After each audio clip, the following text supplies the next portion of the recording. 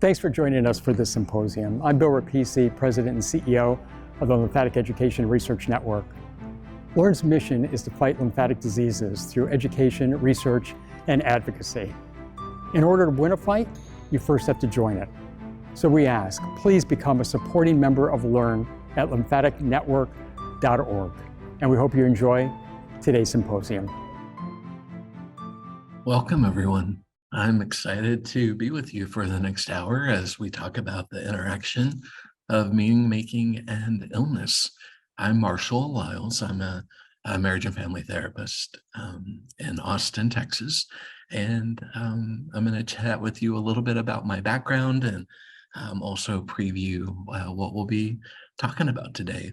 Before I do, just let you know a little bit of some of the opportunities you have for engagement. There's a Q&A button on your controls for the webinar. If you have any questions you would like to have addressed at the end of our time together, feel free to type them in there. When we get to the appropriate time, I will get to as many of those questions as time allows, and look forward to having some interaction with you all. Also, you'll see when we get to the final slide today, I'm going to share my website. If you have any follow-up interactions you'd like to have with me, my email will be easily available on my website, and I would love to stay connected with all of you. That being said, let's talk about this topic and why it's important to me. As part of my therapeutic journey, I've had to navigate some interesting obstacles and opportunities that perhaps some other colleagues of mine don't always have to consider, because I was diagnosed with muscular dystrophy when I was very small. And so I've been on my own medical journey, and there have been many surgeries in my life, and complicated symptoms and presentations. In fact, I was just at a new doctor this week, and he said, I've never actually seen anything like this before. And I thought, wish I had $1 for every time a medical professional has marveled at the anomaly that I am as I come into their space. But that's given me a bit of a perspective on, mental health treatment and the nature of healing that might be different from someone who identifies as able-bodied. And primarily, I think what it's done for me is, on a personal level, is I've come to understand that my degree of being able to be an effective healer is largely influenced not by the depth of my pain and during any season or how I'm functioning. It's how much felt support I have in my life. And I can handle some of the most intense medical complications, and actually those things can become my greatest capacity for being a therapist when I'm feeling connected and a sense of belonging in my community, when things in my family have some ease. But the minute that my relational life starts to have some of its own struggles, everything else feels harder, including how to do the job and how to do my own healing. And so that's become a passion of mine in how I approach conceptualizing what emotional healing looks like, and how to navigate resilience in long-term ways. So that's part of what we're going to be talking about as we move into this presentation. Also, want to acknowledge not only this amazing organization that sponsors these educational and community building opportunities, so I'm very grateful to LEARN, but all of the sponsors that have helped to partner with LEARN to make this available. So much gratitude for everyone involved. Also, to be responsible, a couple of disclaimers up front. This comes from LEARN that they would let you all, want you all to know, to make sure that you're staying engaged with any healthcare provider about concerns you have. And then from me, that even though I am a mental health provider, this is not mental health treatment. And so if as a result of hearing these topics, you feel like you might need to engage in your own support, I would really encourage you, from finding a support group to finding a licensed professional or any other kind of healer that matches your needs, would encourage you to seek that out. So with all of that out of the way, let's just take a minute and try to settle into our breath. We come into these spaces of learning and looking at our screens and haven't always taken a second to check in our own minds, our own breath, our own body, to whatever degree that's comfortable. And as you do that, I want to make sure that you continue to take care of yourself over the next hour. And so if you need to shift, if you need to move, if you need to stretch something, if you need to step away from the computer for a second, absolutely do what you need. And as a blessing over our time together, I thought I would start with reading a poem from Jim Ferris, who is a poet and a disability advocate. And this poem is called Facts of Life. Where's the glory in it? I am not a survivor. Whatever the state of my legs, whatever happened there, know this. I walk down the street whole. Whether I limp or stumble, cane or crutches, roll in a chair, this is my body. Look if you like. This is my meat, substance, but not essence, essence, but not fate. Sum of all its particles back to the big one, but particular to no single interpretation in a cosmos of possible ontologies that we all try to limit with our soft might, but which accepts only the most temporary instructions. You, sir, explain that birthmark. And you, how about that nose? We are not signs. We do not live in spite of or because of our facts. We live with them, around them, among, like we live around rivers, my cane, your warts, like we all live among animals, your heart, my brace, like we live with, despite, because of each other. Just find your way back to your breath. I love this poem for many reasons, but for today, what's speaking to me is we all are living in a complicated web of a relational world where there's some people who don't understand what our bodies are going through, and times we don't even understand what our own bodies are going through as we cope with illness, as we deal with adversity, as we are caretakers of ones we love. But the division between separateness is only going to enhance the struggle. And even though there's not ever going to be perfect understanding of one another, we can come to live together. We can come to be together. We can come to see each other's symptoms, impairments, strengths as not signs of who that person is, but just another factor, without having to assign too much meaning to it. And so this poem really is about meaning making, which is, going to be the subject of our talk today. So I'm very grateful to Jim Ferris for not just writing this, but all of the advocacy work done. So let's slip into content for a little while. What I would want you all to know is that we are gonna start with a bit of neuroscience, and it's not heavy neuroscience. The reality from the world of relational neuroscience, which is not all that old, there's a lot of developing theories, and we know very little about how the brain and emotional world and relational world completely interact. But there are some really strong clues about what's true internally for us. The first one is to know that the brain is designed to adapt to the environment. So that means that both at a structural level and more at a neuronal level, that it's both the function and structure of the brain is continually changing, and it's primarily being influenced by the quality of felt safety. So the more our brain feels like there is a sense of relational safety in our environment. It gets to relax into optimal development. But whenever it starts to live in chronic stress that comes from not just having struggle, inherent struggle doesn't necessarily mean toxic stress. It's when struggle meets an unwelcome environment that starts to cause the brain to need to move to momentary protection, which is a beautiful design, but it's not meant to last very long.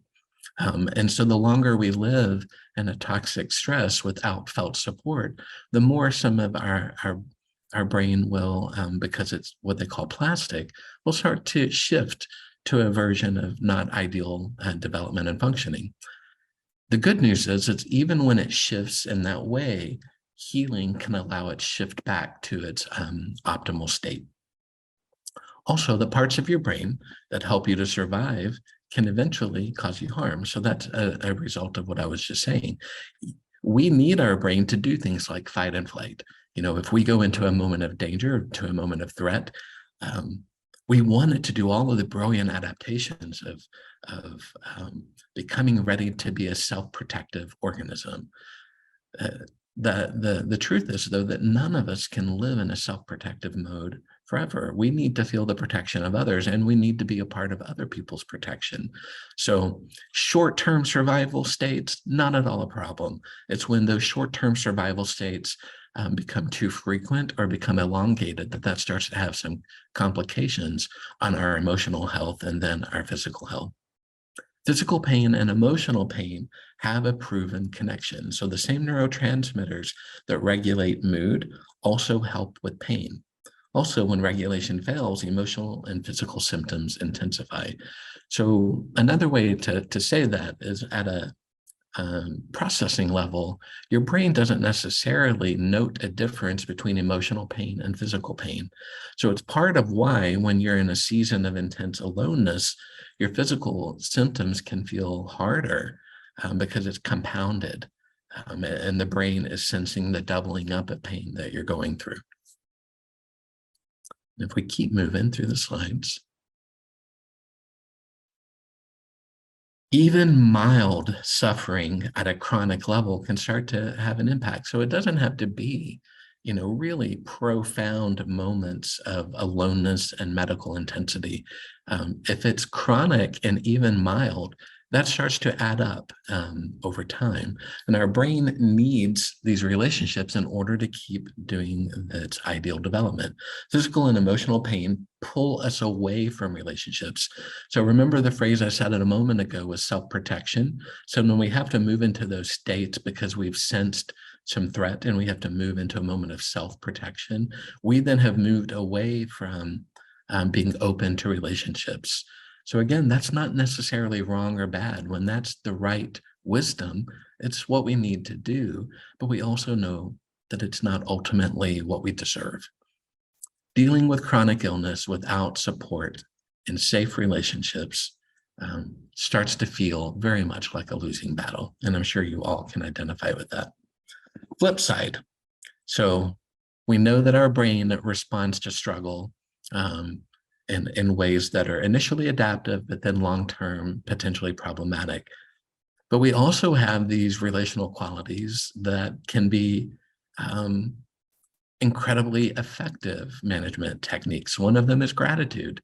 And I'm not talking about gratitude in that toxic way where, chin up, everything's going to be okay. Just pretend like nothing wrong has ever happened in your life. That's not realistic. And gratitude that's based in kind of a false belief is not really going to do the job.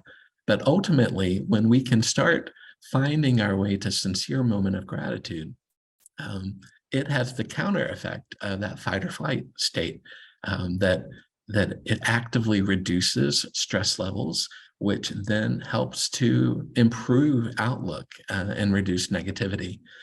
Also, gratitude is naturally a stress reliever.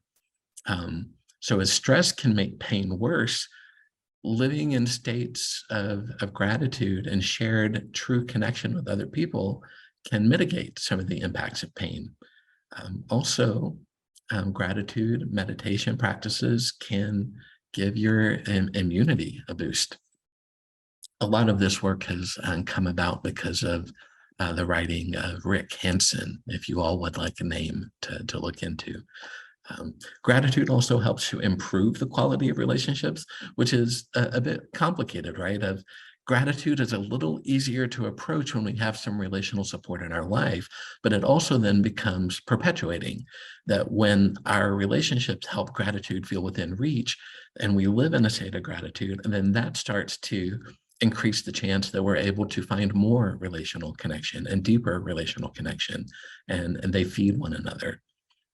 Gratitude practices help with sleep, and it helps to ameliorate the impact of depression and anxiety.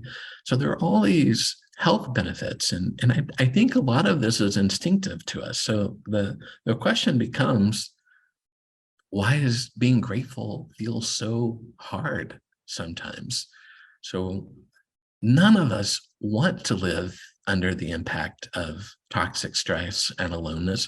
We would all prefer to, ride the high that comes with gratitude, yet it doesn't always feel within reach. And we need spaces to be honest about that, especially when you are living with illness, or the after effects of illness, or you're helping to support someone who's navigating their own health issues, that it can start to feel almost impossible to have an outlook based in gratitude. And I wouldn't want any of you to think that you're doing something wrong. That's information for you to have. It's just something your nervous system is trying to raise consciousness around. So it could be any of a number of factors. I'm going to name a few. One is that there's just too much stress in your body, that it doesn't make a lot of sense to move away from a self-protective state. So we start trying to have some blended moments of, just titrating into little bits of gratitude. We're going to talk about that later. Also, to state something that's very important to me to talk about, sometimes it's hard to be grateful when we're encountering a lot of ableism. So we live in worlds that are not often conscientious of people with medical struggles. And it could be, the design of buildings, of transportation. It could be systems. It could be humans' attitudes and treatment of us. But when you're starting to really encounter quite a bit of ableism or disableism from an unwelcoming world, it doesn't make sense to your nervous system to switch over to gratitude. That it actually feels like a liability to do that. So we're going to talk a little bit about what to do with those moments. But also, if addressing ableism is something that you need support on, just know there are so many wonderful resources out there. But really, what we're going to be focusing on is the third reason I wanted to mention of why gratitude can feel out of reach sometimes.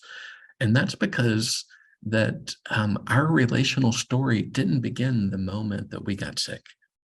That from the time we were developing in our mother's wombs, the quality of relationships around us were starting to have a real impact on how we make meaning of life.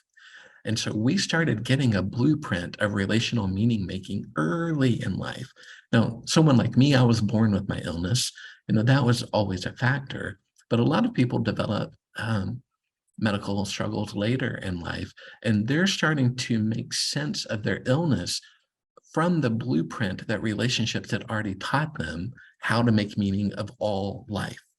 And what I think we don't often talk about in the medical struggle world is how to go back and think about what relational work you might deserve to do that would then help you come back to how to make new meaning of what you're going through medically. So in order to do that, we're going to back up and we're going to talk about attachment theory for a little bit.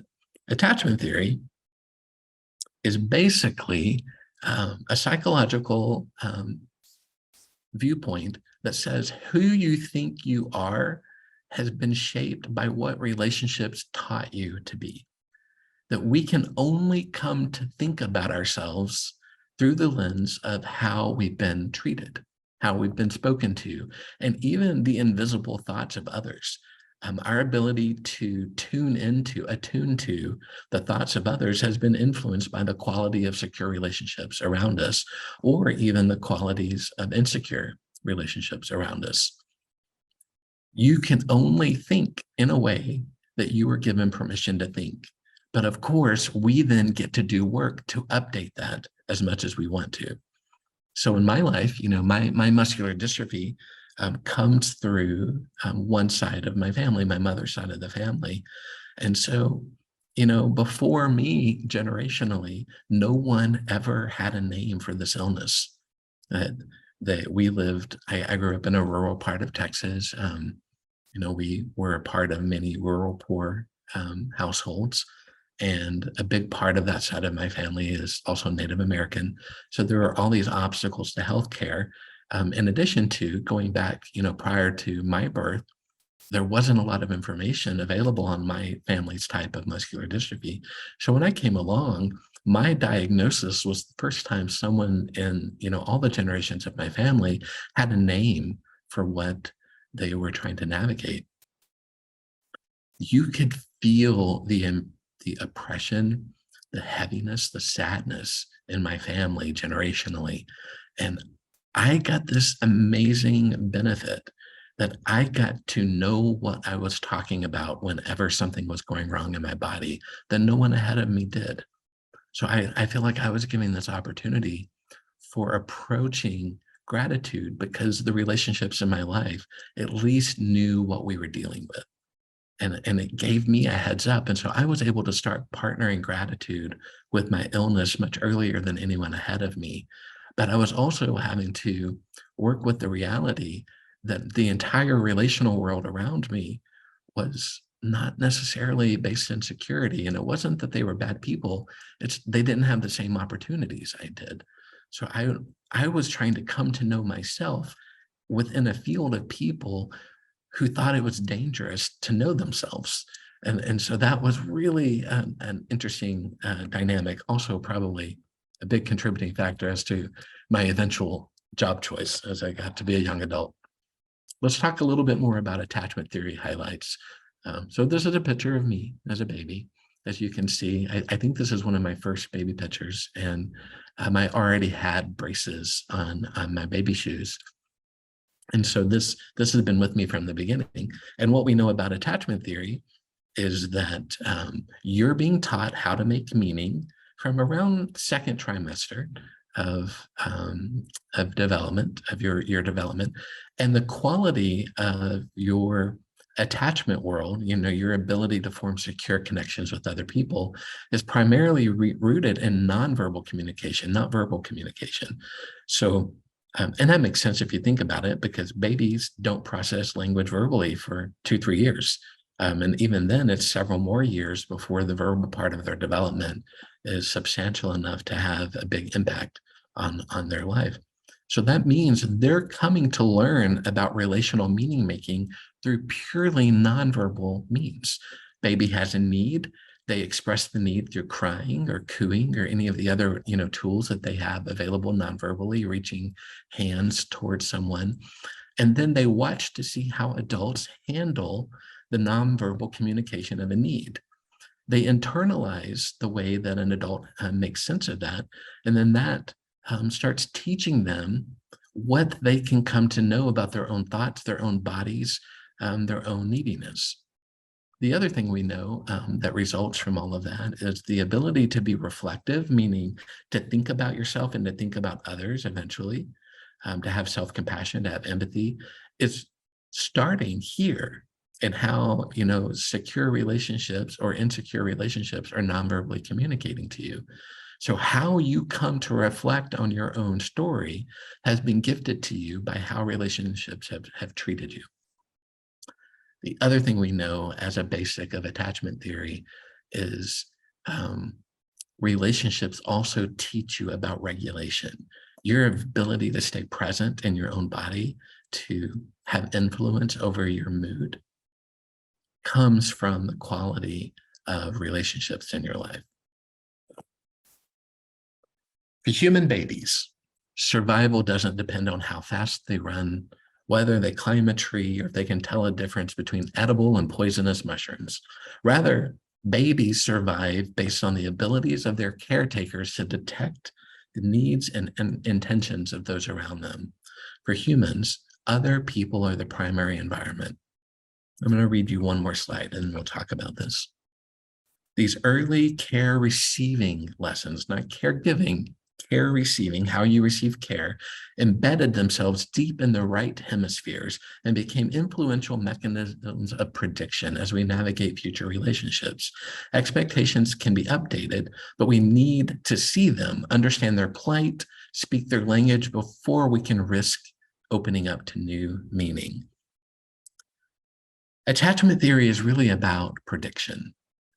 So when people are coming to take care of us, their ability to intuit our needs and then meet them or not meet them are teaching us what we can then predict is available in our next moment that we have another need. So we are constantly walking around predicting what we think someone would do in response to our own neediness. And then we are impacting our own behavioral choices at some unconscious level that's been shaped by how we're predicting other people's relational outcomes. So if we're treated as if our needs don't matter, or if they're too complicated to get involved with, we start anticipating that there's no point in becoming vulnerable and becoming aware and communicative of our needs because we're going to be rejected anyway. And that's part of what creates that toxic aloneness and stress we were talking about.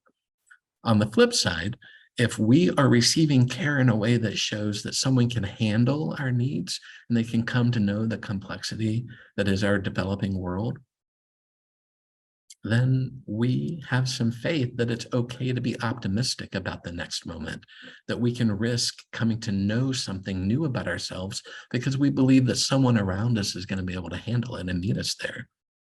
All of that is the blueprint for how we start to make sense of everything in our bodies, including, any kind of emerging struggle. Attachment theory was organized by someone named John Bowlby. John Bowlby was a psychoanalyst in the UK in the early to mid 1900s is when he started writing about all of this. And he said that really attachment theory is about developing an internal working model. That means all of the different ways that caregivers around you are reacting to you, having needs, are shaping a template. And that template is then what you carry with you. Of course, it can be updated. So even if we come from difficult relational beginnings to life, if later on in life we do some healing and we end up with some solid relationships, we can start to shift our internal working model. But it also can go the other direction. We could start off life with some security, but then, if we start to have relational struggles, some of that can feel like it's fleeing us, even though it's still available. Bowlby went on to say that to have a deep attachment for a person is to have them as a terminating object of our instinctual responses. So that means when a need rises up at an instinctive level, we start anticipating where that need can go, who could be a part of it. And your attachment story is really being told by what you're doing with those instincts. That's revealing your internal working model. And I think I can skip this one because we've talked about that. All of this comes to describe what meaning making is. So meaning making, another word for it is called reflective functioning or theory of mind. And this is your mental ability to monitor your own emotion, other people's emotions, your own belief, your intentions, your beliefs, your hopes, your attitudes. Dan Siegel, a prominent author in relational neuroscience, calls it mindsight. But it's also like making sense of and monitoring what's happening in your body. And so your ability to be reflective is connected to how you can make meaning. So you can come to see again, if gratitude doesn't feel safe for you, whenever something new happens in your life and you see it maybe only a struggle and you don't see the strength that's sitting right beside it, that can start pulling you into more problematic places of making meaning. On the other hand, if you let yourself have struggle and the relationships around you are showing up to show you that you're strong, not through like Hallmark card greetings, but truly they're treating you as if you deserve to have your needs met and you're capable and you still are fully deserving and you have grit and you have fire and the people around you can see all of the colors of you. The reflective functioning that comes within you holds all the complexity. It's not ignoring the struggle and only focusing on the good, and it's not wallowing in the hard without seeing the potential. It holds pain and potential with equal ease. That's the goal. That's what we're trying to do, is find the relationships in our life that allow that to be the possibility. So the implications of this is your ability to interpret what's happening within yourself is always going to be influenced by other people.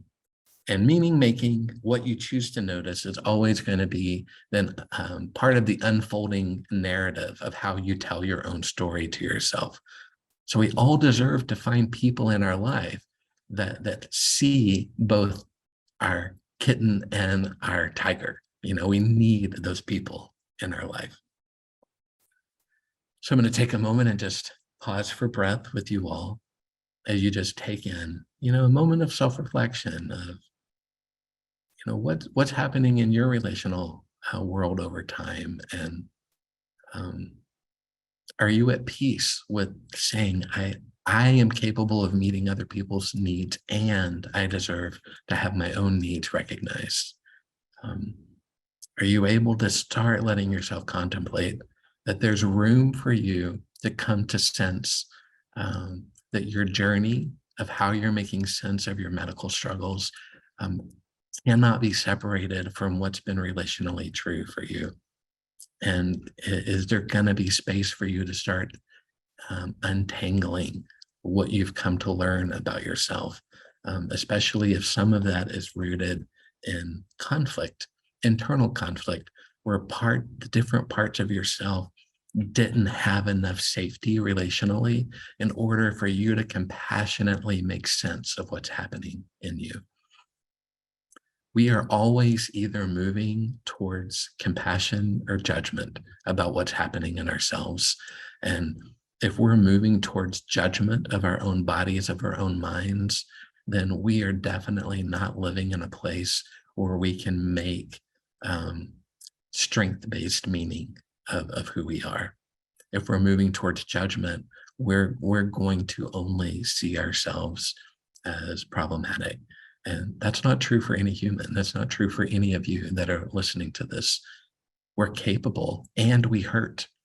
You know, we are strong and we struggle. And it's the and that comes from living in community. Whenever community starts not being available, we live in or mindset or a but mindset. And that's not what anybody deserves. Richard Rohr, who is a well-known spiritual writer, says that pain's that's not transformed will be transmitted. So that's not just true physical pain, right? That's emotional pain. If we're not able to sit with it in a over time in a way that allows us to fall in love with our own bodies, then that pain is going to transform into other kinds of pain. Pain begets pain. But if we can sit with our pain and find a way to come to hear it as a messenger, to hear it as worthy of love, that shifts our relationship to our own bodies, our own minds. So we have just a few more slides at this point. So what we're trying to do is get to a place where we can live in deep trust with people around us, which isn't going to be automatic because people have to show up for us. But when safe people are available to us, we want to make sure that the trust that's generated in the context of attunement allows us to open our minds to what we'd have otherwise rejected. So what starts to happen is when you find your way in safe community, then it doesn't feel so risky to start to see yourself in a new light. That even though Some of us might be medically fragile at times, and even though our bodies are shifting in ways that we wouldn't want, even though there might be a lot of unknowns, we can be open to seeing ourselves as capable whenever the proper trusting environment is around us.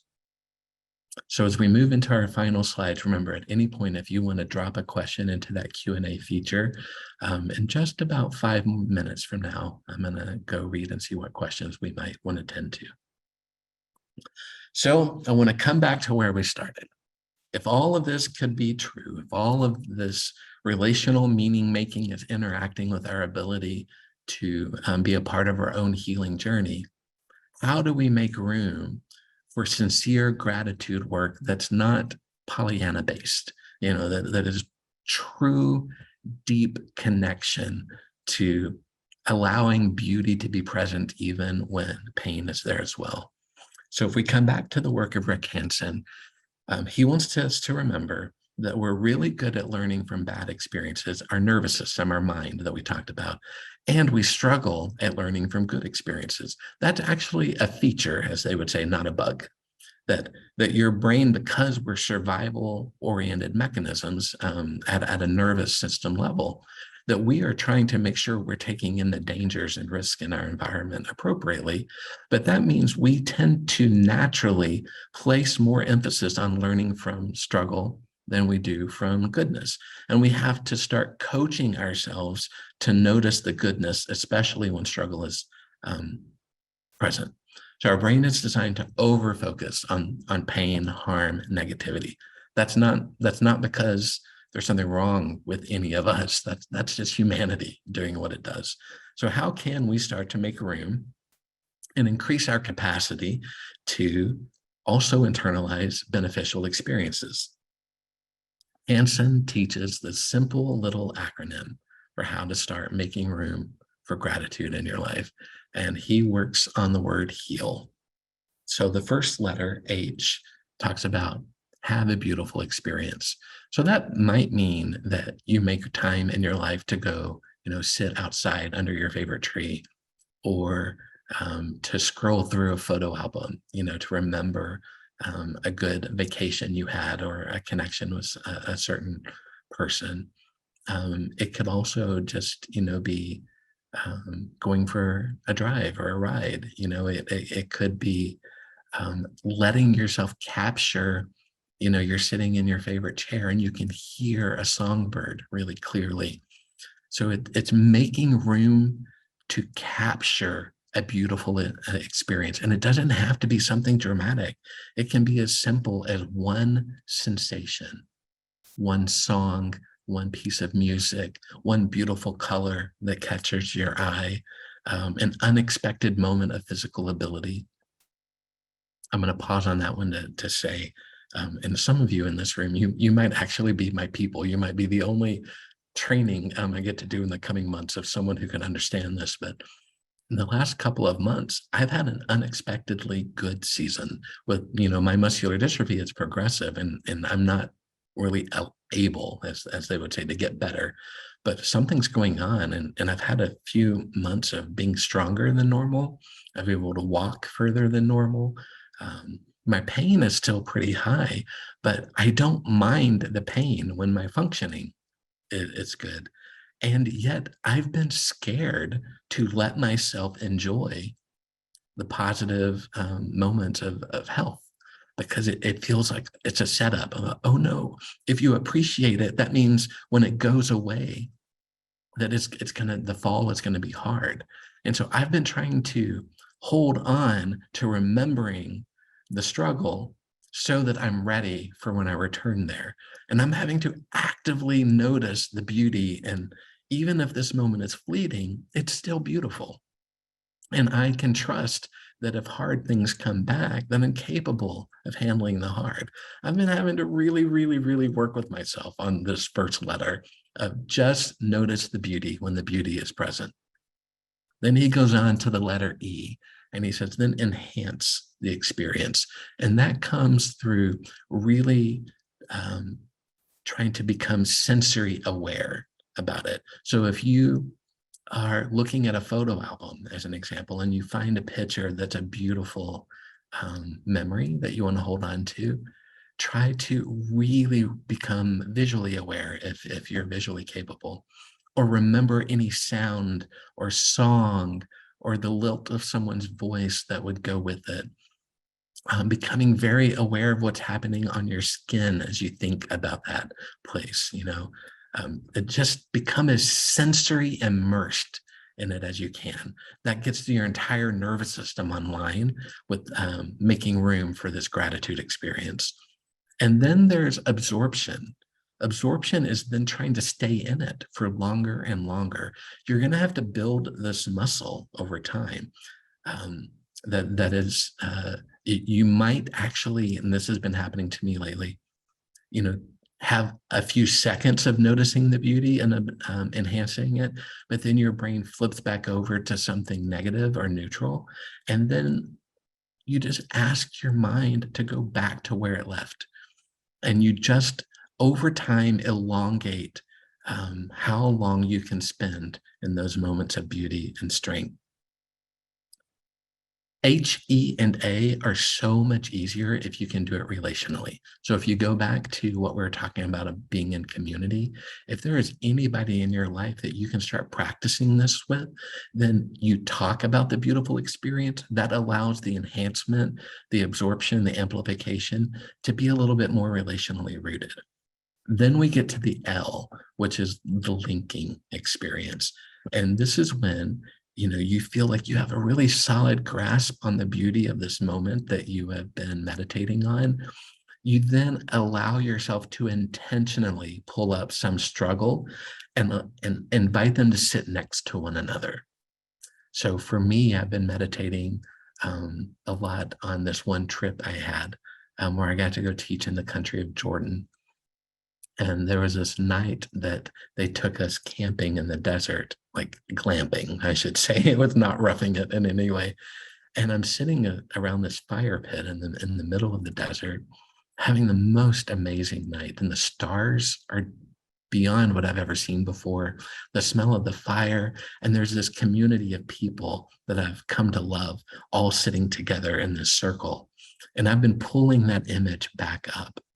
And then what I'll do is pull up one of my, medical moments of struggle that's happening. And I'll just let those two things be side by side, like pages of a book. Or on one side, I'm seeing this beautiful memory. And the other side, I'm also seeing the honesty of the struggle. And I'm not trying to make one page more true than the other. I'm letting them befriend one another and link up. That linking can only happen if we've done the absorption and the enhancement of the beauty. And then they get to make meaning of one another. And again, doing all of that is so much more possible when we have a relationship online. So I know that all of us have different relational realities around us. And so if you are someone that's been dealing with aloneness, I just want you to know that I'm willing to be a part of your community. I'm willing to come to know you.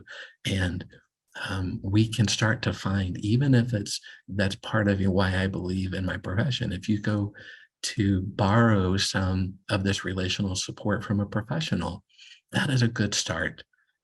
Get relational support anywhere you can so that your meaning making can start to make sense of all of what's true about you, not just what you struggle with. Since we started with a poem, I wanted to end with one. This comes from David Whyte. It's still possible to fully understand you have always been the place where the miracle has happened. That you have been, since your birth, the bread given and the wine lifted, the change witnessed and the change itself. That you have secretly been all along a goodness that can continue to be a goodness to itself. It's still possible in the end to realize why you are here and why you have endured and why you might have suffered so much, so that in the end, you could witness love miraculously arriving from nowhere, crossing bravely as it does, out of darkness, from that great and spacious stillness inside you, to the simple, light-filled life of being said. So I know there's a lot of struggle in the room, and it's still possible to realize that you're not only the place where the struggle is, you're the place where the miracle has been happening as well. I hope all of you find the people in your life that can help that feel true, can help you make meaning of yourself, not through chronic over encouragement, but just by loving you, by being a part of your needs meeting, and that it can be reciprocal, that you can show yourself how capable you are of loving other people. The mental health impacts of that are astronomical. And the more we can get our mental health online, the more equipped we are to make different meaning of our medical struggles. So with that, I'm going to go take a look at the questions that we have, and then we'll be ready to wrap up for today. So I'm seeing a question around how do we support someone living with lymphedema without crossing emotional boundaries? Is it possible to set up boundaries with each other to keep support healthy? Wanting to be supportive of a friend in various ways. That is a beautiful question. And so the question really being about how do we have boundaries? The thing that comes to mind for me is just to think about the nature of boundaries themselves. That boundaries aren't meant to be something that are inflexible. And so, a really effective boundary about how not to be overstepping or even over sympathizing is to just let it become flexible and let it to be something that's relationally navigated. And so one thing I'll say for me as a sick person, as a person with a disability, I love it when a friend looks at me and says, what do you need today? How can I be a part? What do you need me to know, or what do you need to not talk about? And not to assume that, what the needs were we had of one another last week are the same one that are today. So there has to be this aliveness that is in the relationship where we can have permission to continue to not just have these energetic boundaries, but the ability to talk about them. And then there's this concept in attachment theory that's so beautiful. It's called rupture and repair. The actual very nature of being in secure relationship with someone is to acknowledge it's going to be impossible not to have moments of rupture. So sometimes we're not able to show up as much as someone needs us to, and sometimes we accidentally become intrusive. Those are called ruptures. And people are going to do it on both ways. We are going to be on the receiving end of ruptures, and we're going to create ruptures. Sometimes ruptures are just unavoidable. Ruptures are not a problem in relationship when we're capable of repair. So whenever we can then just acknowledge with each other, boundaries were crossed or we didn't approach what we needed, and we have these abilities to talk about that with fluidity, there is going to be a strengthening of relationship. One of the things I joke about when I talk to parents is, can you imagine if we were somehow able to be perfect parents? Which isn't true, it's not possible. But if we were able to parent perfectly, can you imagine how messed up our children will be? Because they then don't know it's okay to make mistakes. It's in our imperfect moments of parenting that we're able to give security to our children when in humility we can come to them and say, hey, mom, dad made a mistake. You needed this and we handled it this way. You needed it this way. We just want you to know we're sorry, and let's try that again. When those moments can happen in our marriages and our partnerships, when they can happen in our families and our friendships and our medical communities, and rupture and repair is truly embraced, boundaries take on a whole different meaning. All of that comes from, the ability to securely talk about it. Great question. Thank you for that. Let's see what else has come in. How do you deal with friends and loved ones who don't recognize you don't feel the same energy each day? Oh, that one could get me wound up for sure.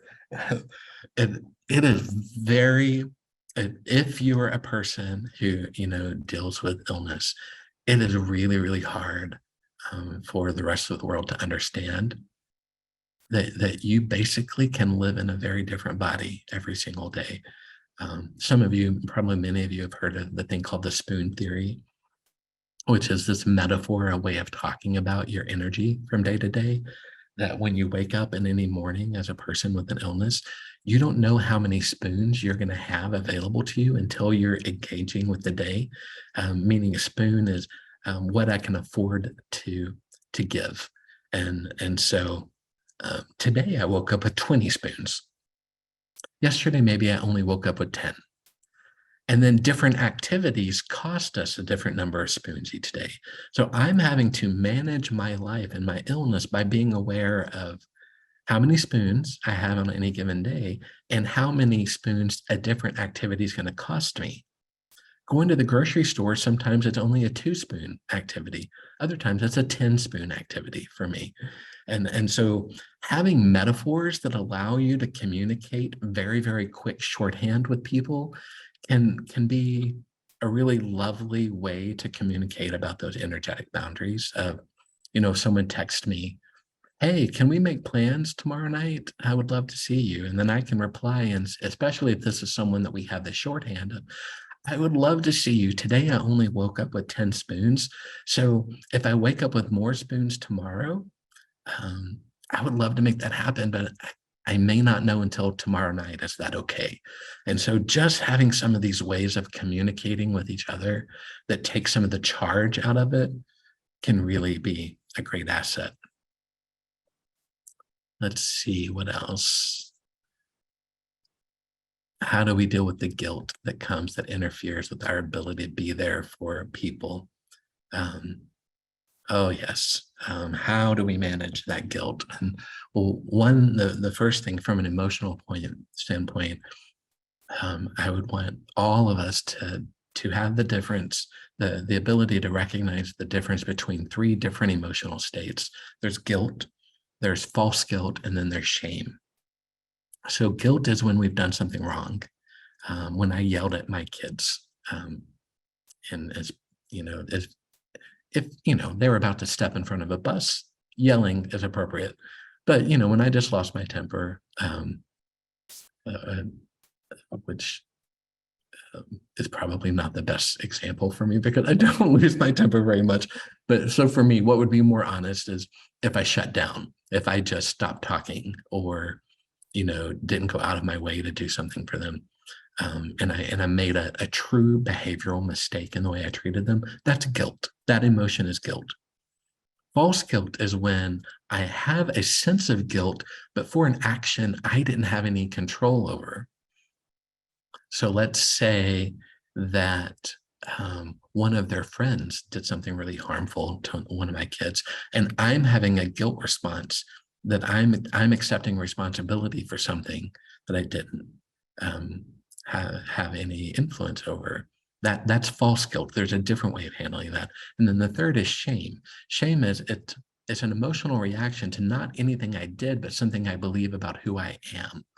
So in this example, I'm going to give some hypotheticals. If we're having what we think is a guilt response about not being able to be fully available for other people relationally, if it's true guilt, I did something wrong. Like I do feel wrong about not being able to show up. That's just getting good at apology and acknowledgement and acknowledging the rupture of, you really deserve to have me there, and I feel bad that I can't be. I want you to know I love you and I'm sorry. And I hope next week I can make it up to you. That's our responsibility. That's all we can do, is acknowledge what's true and compassionately communicate. If it's false guilt, if we're feeling responsibility for something we didn't have influence over, then there's a getting right with, why did I learn to feel guilty over things that aren't mine? And that goes back to working on some of our attachment things. Almost always someone else taught you that. So we go back and we start a journey of healing over what relationships taught us to feel guilt falsely. Then we have the ability to handle that. And then shame is, again, if I'm starting to feel bad about who I am, I'm a bad friend, I'm a bad family member because I'm less available. That's its own journey. And I would encourage looking into some of the work of like Brene Brown, who talks about how to heal shame, so that you can go back and be able to handle those moments of guilt without charge. That you can, when you really adequately do a relational repair, then that frees you up. If you're not feeling free after that, that's probably a sign that you're dealing with a shame issue. Great questions. I've got time for maybe one or two more, so let's see what else has come in. I feel like people stare at my garments.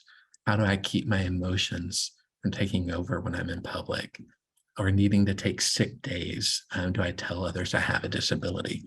We'll lump those two together for our final question. So this goes into kind of being interpersonally involved in the world through either how people are taking us in and making meaning of us, and we're feeling that come in, or the other way around, when I'm having to disclose to people or choose to disclose. And so when our illnesses, our disabilities start to become a part of our social fabric, how do we do that?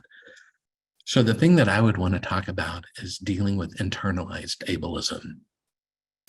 So when we're dealing with workplace dynamics or the general public, and we start to have some hesitation for how to truly express what we're going through, or to move through a situation and figure out, do we confront it or not? The thing that usually locks me up in trying to make good decisions about how to relationally engage or not engage is how much ableism am I imposing on myself? So the world is not designed, has chosen to not design itself to be inclusive of all of us. And when we're feeling moments of not being included because of how the world is designed or how people are treating us, we have to first not agree with that lack of inclusivity. That we have to be able to say that lack of inclusive design, or that lack of judgment in the world, lack of awareness of me, is not from me. I didn't create it.